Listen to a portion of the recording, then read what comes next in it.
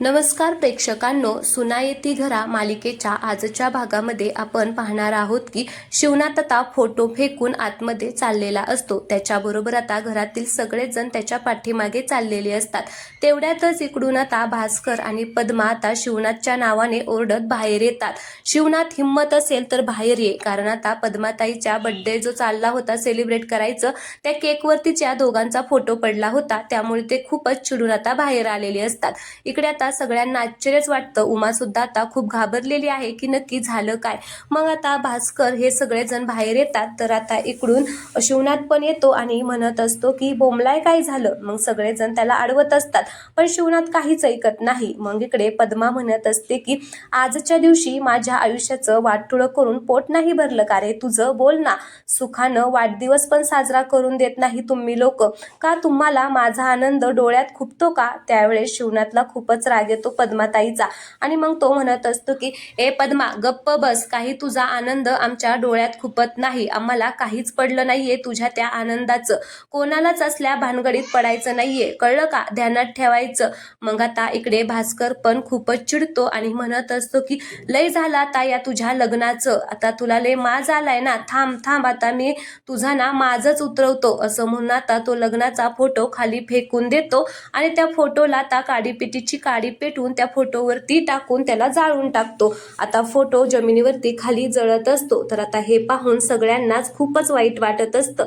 उमाला सुद्धा आता ते धक्का बसलेला आहे। मग पद्मा मात्र खूपच आनंदाने उमा आणि शिवनाथकडे बघत असते। तर भास्कर म्हणत असतो की बघितलं का, सुखी जोडपं जळून खाक झालेलं आहे। तर शिवनाथला राग येतो आणि शिवनाथ म्हणत असतो की भास्कर गप्प बस, तुझ्या तोंडातून आता एक शब्द सुद्धा वाईट काढू नको। तर पद्मा म्हणत असते की अरे दुःख झालं का, खरं सांगू का शिवनाथ, तुझी ना माझ्या समोर उभी राहायची लायकी सुद्धा नाही, तरी सुद्धा तू माझ्या घरासमोर मुद्दाम स्वतःचं घर बांधलं ना।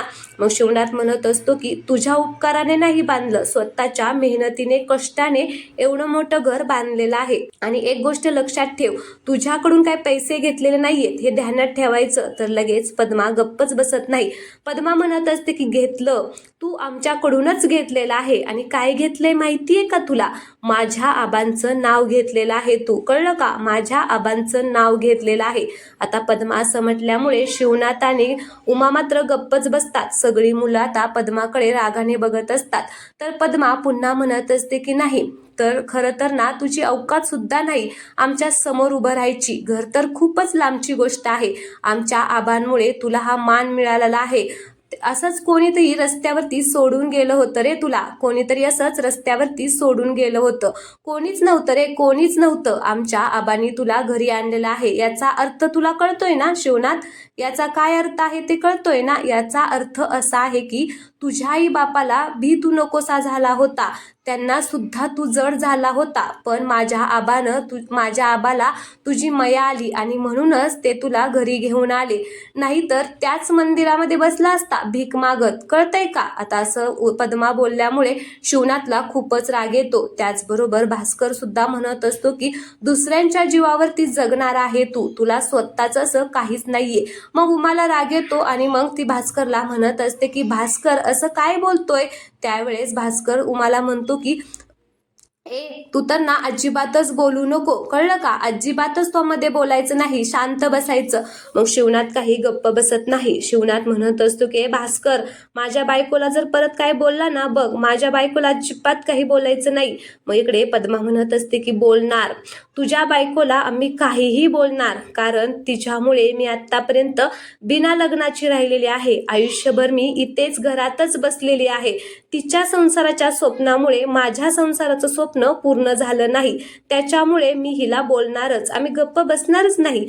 आता इकडे उमाला खूप वाईट वाटत असतं। शिवनाथ पण आता काहीच बोलू शकत नसतो। मग लगेच राघव चिडतो आणि तो आता आईला काही बोललेलं त्याला सहनच होत नाही, म्हणून आता तो म्हणत असतो की ओ शेजारच्या मावशी, आयुष्य वाया गेलं नाही, आयुष्य वाया घालवलेलं आहे तुम्ही स्वतःच, आणि तेही तुमच्या हट्टामुळे, कारण माझ्या आई बाबांची याच्यामध्ये काहीच चूक नव्हती, पण आता तुम्हाला माझ्या आईच्या बाबांची सगळी संपत्ती हडपायची होती ना, तुमच्या घशामध्ये घालायची होती ना, म्हणून तुम्ही तुमचं आयुष्य वाया घालवलं आणि लग्न केलं नाही, बरोबर ना। आता राघव असं म्हटल्यामुळे इकडे पद्माच्या मात्र पायाखालची जमीनच सरकते। पण शिवनाथला राघव पद्माला असं बोललेलं अजिबातच आवडत नाही. तो राघवलाच ओरडतो आणि म्हणत असतो की गप्प बस राघव, मोठ्या माणसांना असं बोलायचं नाही. समोरचा आपला दुश्मन असला तरी आपण आपली पात्रता सोडायची नाही. मग त्यांच्यामध्ये आणि आपल्यात काय फरक राहिला रे, आपण सुद्धा त्यांच्यातच सामील झालो की, त्यामुळे अजिबातच याच्या पुढे असं करू नको आणि काहीही बोलू नको. तर इकडे भास्कर म्हणतो की अरे परत बोलून तर बघ, परत जर असं बोलला ना माझ्या पद्माताईला तर तुझे हातपाय तोडून तुला तिथेच नेऊन ठेवीन जिथून तुझ्या बापाला उचललं होतं. मग शिवनाथला खूपच राग येतो आणि शिवनाथ म्हणत असतो की भास्कर, माझ्या पोरांना काही बोलायचं नाही, सांगून ठेवतो. मग पद्मा म्हणत असते की हो का, तुझ्या पोरांना बोलायचं नाही? मग तू कुणाचा पोरगा आहे रे? तुला आईबाप आहेत का? तुझे आईबाप कुठे आहेत हे माहिती आहे का? नाही ना. त्याच्यामुळे एक गोष्ट कायम लक्षात ठेवायची शिवनाथ, किती जरी पैसे कमवले ना तरी शेवटी तू अनाथच आहे, अनाथच राहणार आहे आणि अनाथच म्हणून मरणार आहे. मग शिवनाथला पद्माचा खूपच राग येतो आणि शिवनाथ जोरात ओरडतो आणि म्हणत असतो की मी अनाथ नाहीये, कळलं का? मी अनाथ नाहीये. हे बघ, हे सगळं कुटुंब आहे माझ्या बरोबर आणि जोपर्यंत हे समदे माझ्या पाठीशी आहेत ना तोपर्यंत मी एकटा नाही आणि अनाथ तर नाहीच नाही. अगं पैसे जात्याल येत्याल, पण हे कुटुंब माझ्या बरोबर राहील कायम. हे फक्त कुटुंबच काय, हे अख्खं गाव माझ्या पाठीशी आहे. मग पद्माताईला राग येतो आणि पद्माताई म्हणत असते की कोणी सांगितलं? अरे कोणी सांगितलं याला अख्खं गाव याच्या पाठीशी आहे म्हणून? काही खोटं काय तुला वाटतंय रे? काही गाव बिव तुझ्या पाठीशी नाहीये. खरंच गाव जर तुझ्या पाठीशी आहे का हे बघायचं असेल ना तर ते आजच बघूया. आज समद गाव कोणाच्या पाठीशी आहे, हे ते एका अनाथाच्या पाठीशी आहे का माझ्या, हे पाहूया. मग सगळ्यांनाच आता खूप वाईट वाटत असतं. पद्माचा हा ॲटिट्यूड पाहून आता तिच्या वहिनीला सुद्धा खूप राग येत असतो. आता पद्माताई तिथून निघून जाते. मग राघव पण तिथून आता रागारागाने निघून जातो. त्याच्या पाठीमागे आता सगळेजण एक एक करून आता निघून जातात. तर दुसरीकडे आपण पाहतो की राघव आता खूपच टेन्शनमध्ये बसलेला असतो. सगळेजण त्याच्याजवळ उभा असतात. त्यावेळेस आता उमा म्हणत असते की अहो असं काय करताय हो? तुम्हाला पद्माताईचा राग माहिती आहे ना, नेहमीचाच आहे, नेहमीच आहे हे तिचं. एवढं बोलणं का तिचं मनावरती घेताय तुम्ही? सोडून द्या सगळं, काही टेन्शन घेऊ नका प्लीज, सगळं सोडून द्या ना. त्यावेळेस आता शिवनाथ काही बोलतच नाही कोणाबरोबर, तो शांतच बसलेला असतो. मग शिवनाथची मुलगी म्हणत असते की आप्पा, अहो आप्पा ऐका की, तुमचा राग ना शांत करण्यासाठी आमच्याकडे ना एक मस्त उपाय आहे. मग आता शिवनाथ म्हणत असतो की कुठला उपाय आहे तुमच्याकडे? मग ती म्हणत असते की मी सांगते ना तुम्हाला, तुम्ही उठा, चला उठा. मग ती शिवनाथच्या हाताला धरून आता घेऊन चाललेली असते. ती उमाच्या सुद्धा हाताला धरते आणि सगळेजण आता तिकडे सोप्यापाशी जाऊन आता उभा राहतात आणि आपापल्या रूममध्ये जाऊन पिशव्या हातामध्ये घेऊन आलेल्या असतात. मग आता ती म्हणत असते की आप्पा मी काय म्हणते, म्हणजे आम्ही सगळेच जण असं म्हणतोय की आपलं जे कुटुंब आहे ना ते आजच्या दिवशी, या आनंदाच्या दिवशी ना छान असं सगळेजण मिळून सेलिब्रेट करूया. आपण सगळेजण एकत्र आहे, हे सगळं आपण सगळेजण एकत्र आहे तर हे आपण आत्ताच्या आत्ता फिक्स करून टाकूया, बरोबर आहे की नाही? मग आता माधव म्हणत असतो की आज ना तुमच्या लग्नाला 25 वर्ष झाली, लई मोठा दिवस आहे आज हा तुमच्या दोघांना. आजचा हा दिवस तुमच्या दोघांसाठी लय स्पेशल आहे. मग या दिवसाच्या तुम्हाला लय लय शुभेच्छा आप्पा आई, असं म्हणून आता तो त्या दोघांना शुभेच्छा देतो आणि पुन्हा म्हणत असतो की तुम्ही दोघांनी कायम एकत्र राहावं. आणि मग आप्पा तुम्हाला माहितीये का, मला ना सेम तुमच्यासारखं व्हायचंय. आणि मग तो त्याने जे गिफ्ट आणलेलं असतं तो देतो. त्याने आता पाकिट आणलेलं असतं आणि उमासाठी पर्स आणलेली असते आणि तो आता त्या दोघांना देतो आणि त्या दोघांचे आशीर्वाद घेतो. तर आता श्रीनाथने सुद्धा आता त्या दोघांसाठी गिफ्ट आणलेलं असतं. मग आता तो शिवनाथ आणि उमाला देतो. त्या दोघांसाठी त्याने ड्रेस आणलेला असतो, म्हणजे उमासाठी साडी आणि शिवनाथसाठी ड्रेस आणलेला असतो. आणि तो असं म्हणून आता त्या दोघांना देतो आणि म्हणत असतो की छान आहे का? तर ते दोघेही आता त्याचे गिफ्ट पाहतात आणि म्हणत असतात की छान आहे. तो पण आता त्या दोघांचे आशीर्वाद घेतो. तर आता वेदाने सुद्धा त्या दोघांसाठी गिफ्ट आणलेलं असतं आणि ती म्हणत असते की आप्पा मी तुमच्यासाठी देवयाईचा धागा आणलेला आहे. आणि मग ती तो म्हणत असते की हात पुढे करा. तर आता शिवनाथ हात पुढे करतो तर तिने आणलेला धागा ती तिच्या आप्पांच्या हातामध्ये बांधत असते आणि आईसाठी सुद्धा तिने पैंजण आणलेलं असतं. त्यावेळेस उमा आता वेदाला म्हणत असते की अच्छा, म्हणजे याच्यासाठी तू माझ्याकडे पैसे मागत होती वय? मग ती म्हणत असते की हो, कसं वाटलं तुला? मग उमा म्हणत असते की छान आहे. तर आप्पा म्हणत असतात की हे सगळं कधी आणलं तुम्ही आणि काय गरज होती याची बरं आणायची? आता आणलंच आहे तुम्ही तर तुमच्या सगळ्यांचे आभार आणि थँक्यू. मग आता इकडे राघव म्हणत असतो की हो आप्पा लगेच थँक्यू, काय म्हणताय, मी पण आणले की तुमच्यासाठी गिफ्ट. मग तो श्रीधरला म्हणत असतो की सर बाजूला, आणि तो त्याला उठवून आता तिथे जाऊन बसतो. मग आता त्याने दोघांसाठी घड्याळ आणलेलं असतं. आप्पा आता ते घड्याळ पाहतात, उमा सुद्धा ते घड्याळ पाहते, तर घड्याळ खूप छान असतं. मग दोघे जण आता त्यांचं घड्याळ त्यातून काढून घेतात. मग राघव त्या दोघांना म्हणत असतो की आई आप्पा कसं वाटतंय घड्याळ. मग आता ते दोघेही म्हणत असतात की छान आहे. तर आप्पा म्हणतात की राघव महागडं दिसतंय रे घड्याळ. तर राघव म्हणत असतो की मग आप्पा महाग आहे. तर आप्पा म्हणत असतात की मग एवढे पैसे कुठून आणले तू. तर आता राघव म्हणत असतो की आप्पा पैशाचं टेन्शन तुम्ही घेऊ नका. तर मामा पण म्हणत असतो की अजिबातच टेन्शन घेऊ नका पैशाचं. त्यावेळेस आप्पा म्हणत असतात की काय उधारीवर आणलं का. तर आता तो म्हणतो की नाही नाही उधारीवर नाही हो, ते लोनवरती आणले आहे. आता तो म्हणत असतो की लोनवरती. मग आप्पांना खूपच राग येतो आणि मग आता आप्पा उभा राहतात. तर सगळेजण आता खूप घाबरलेले असतात की नक्की आता आप्पा काय म्हणतात ते. त्यावेळेस आप्पा म्हणत असतात की म्हणजे कर्ज काढून तू आमच्यासाठी घड्याळ आणलं होय. तर राघव म्हणत असतो की हो आप्पा फेडेल की हळूहळू मी, त्याला काय एवढं तुम्ही अजिबात टेन्शन घेऊ नका. मग शिवनाथ म्हणत असतो की या शिवनाथने उभ्या आयुष्यात कर्ज घेऊन कधीच सण साजरा केला नाही. जर तुला याच वयात असली सवय लागली तर तू कर्ज घेतच राहशील, एका मागोमाग एक कर्ज घेत राहशील, लगेच दुसरं कर्ज फेडण्यासाठी तिसरं कर्ज घेत राहशील, तू गावभर भिका मारत बसशील. मग राघव म्हणत असतो की असं काय बोलताय आप्पा, मी असं काहीच करणार नाही. तर आता शिवनाथला खूपच राग येतो आणि तो म्हणत असतो की पण एवढं महागडं घड्याळ देण्यापेक्षा ना वेळ पाहिली असती ना, नीट वेळ पाहिला, नीट शिकला असताना तर मला जास्त आवडलं असतं. लाज वाटली पाहिजे राघव तुला, कर्ज काढून बापाला घड्याळ देतोस. नसेल घड्याळ घ्यायची तुझी हिंमत तर कशाला दिलं आम्हाला हे गिफ्ट, नसतं दिलं तरी बरं झालं असतं. तर आता तो राघवच्याच हातामध्ये ते घड्याळ देतो आणि तिथून शिवनाथ रागारागाने निघून जातो. इकडे दुसरीकडे आता पद्मा खूपच चिडलेली असते. मग आता अनु तिच्या जवळ जाते आणि म्हणत असते की तू जाऊ दे ना ग, जे झालं ना ते सोड ना, माझ्याकडून ना तुला तुझ्या वाढदिवसासाठी छोटंसं बर्थडे गिफ्ट. तर पद्मावती काहीच बोलत नाही.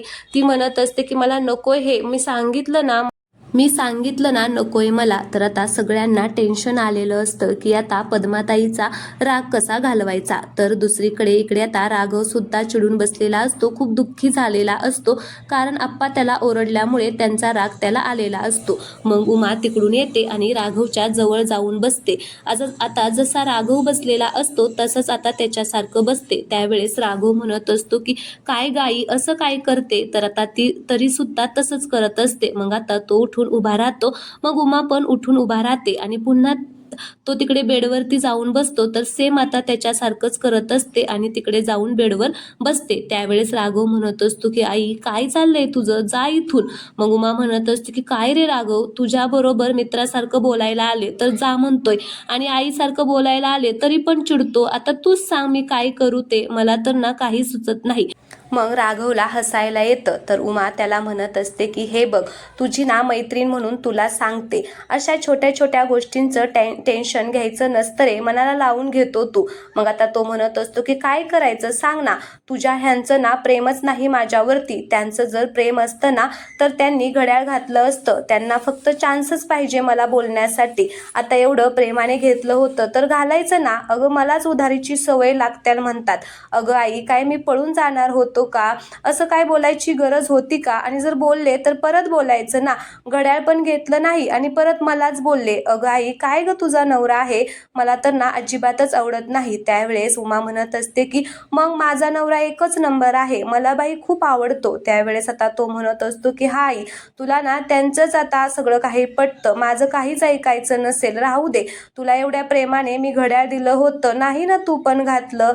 त्यावेळेस आता ती म्हणत असते की अरे नसेल त्यांना घालायचं, नको घालू दे, काय एवढं टेन्शन घेतोय. तर इकडे आता भास्कर पद्माला म्हणत असतो की ताई तू अजिबात टेन्शन घेऊ नको. त्या ना शिवनाथचा आता मला सुद्धा खूपच राग आलेला आहे. त्याचा माज मी आता असा उतरवतो ना की काहीतरी आता प्लॅनिंगच करतो. त्यानं तुझा बर्थडे खराब केलाय ना, आता आपल्याकडे असं सेलिब्रेशन होणार, अख्खं गाव आपल्या मागे उभा राहील आणि मग आता हितच होईल दुधाचं दूध आणि सांडपाण्याचं सांडपाणी. सगळ्यांना कळल की गाव कोणाच्या बाजूने आहे, त्या पायरीवर टाकलेल्या अनाथाकडचं का आपल्याकडचं. आता बघ कोणाच्या बाजूने तो सगळेजण उभा राहतात. त्यावेळेस पद्मा म्हणत असते की शब्बास भास्कर शब्बास, हेच मला ऐकायचं होतं. आज सगळंच होणार. आता हे झालंय ना, ते आता त्याला भोगावंच लागणार. त्याच्या नाकावरती टिचून आता आपण अख्ख्या गावासमोर हा अनाथ आहे आणि खूपच आगाऊ आहे याची त्याला जाणीव झाली पाहिजे. आणि हेच माझ्यासाठी बड्डेचं मोठं गिफ्ट असणार आहे. मला दुसरं काहीच नको. आता आई आणि वहिनीला मात्र खूप वाईट वाटत असतं. तर भास्कर म्हणत असतो की ठरलं ताई, मी देणार तुला हे बड्डेला गिफ्ट. तर आजचा भाग येथेच संपलेला आहे. पुढील भागामध्ये आपण पाहणार आहोत की आता पद्माने तमाशा ठेवलेला असतो आणि अख्ख्या गावाला जेवण ठेवलेलं असतं. तर शिवनाथची जिरवण्यासाठी तिने मोठा खर्च केलेला आहे. तर इकडे शिवनाथने सुद्धा ठरवलेलं असतं की जे काही करायचंय ना त्यांना करू दे, पण आपण काही कमी करायचं नाही. मग त्यांनी आता गोंधळ ठेवलेला असतो, म्हणजे जागरण गोंधळ ठेवलेलं असतं. आता त्यांच्या घरी जागरण गोंधळ आहे. तर इकडे ज्या तमाशावाल्या बायका असतात ते पाहून म्हणत असतात की आम्ही काही इथे आता नाचणार नाही. तर चला, भास्कर आणि पद्माला मात्र खूप टेन्शन आलेलं आहे. तर प्रेक्षकांनो, आता गाव कोणाच्या बाजूने उभा राहणार, शिवनाथ की पद्मा, हे पाहणं खूपच इंटरेस्टिंग असणार आहे. त्यामुळे प्लीज तुम्ही चॅनलला सबस्क्राईब करा. धन्यवाद.